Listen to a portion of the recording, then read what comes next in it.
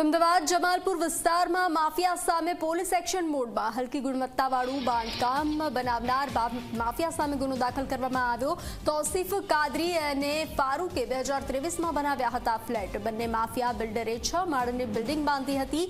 કોર્પોરેશને ગેરકાયદે બાંધકામ માટે 6 વાર નોટિસ ફટકારી। નોટિસ બાદ પણ બાંધકામ દૂર ન કરાતા તેને તોડી પાડવામાં આવ્યું છે। બિલ્ડર માફિયા તૌસીફ અને ફારૂક સામે ગુનો નોંધી કાર્યવાહી હાથ ધરી છે। આ ફ્લેટ કોર્પોરેશનની મંજૂરી વગર જ બનાવી દેવાયું હતું તો 6 વાર નોટિસ ફટકારી અને ત્યારબાદ આ બિલ્ડિંગ તોડી પાડવામાં આવી છે।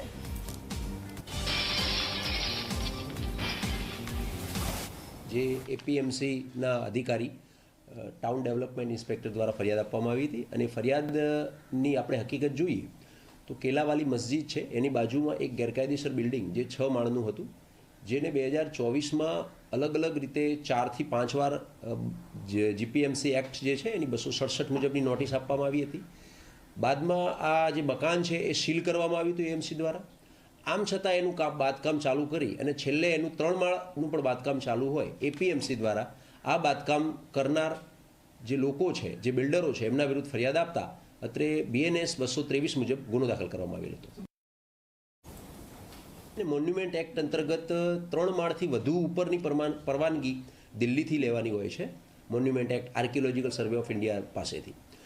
એની સાથે સાથે નીચેના જે 3 સ્ટ્રક્ચર્સ છે 3 માળ એના માટે પણ અલગ અલગ પ્રકારની બીયુ પરમિશન ને એએમસીની પરમિશન ને એ બધું લેવાનું આવશે। પરંતુ આ જે લોકો જે છે એમણે કોઈ પણ પ્રકારની પરમિશન વગર આ બાંધકામ કરેલું અને 2023થી આ બાંધકામ ચાલુ હતું અને એ ગેરકાયદેસર બાંધકામ છે એ તોડી પાડી અને આ ગેરકાયદેસર બાંધકામ કરનાર જે બિલ્ડર જે છે એમના વિરુદ્ધ ફરિયાદ આપવામાં આવતા અત્રે તૌફીકભાઈ કાદરી અને અબ્દુલ કાદર મેમણ તથા આ બિલ્ડિંગના કન્સ્ટ્રક્શન સાથે જોડાયેલા જેના નાણાકીય ઇન્વેસ્ટમેન્ટ છે એવા અન્ય કોઈ વ્યક્તિઓ જે તપાસમાં મળી આવશે તે બધા તમામ આરોપીઓ છે।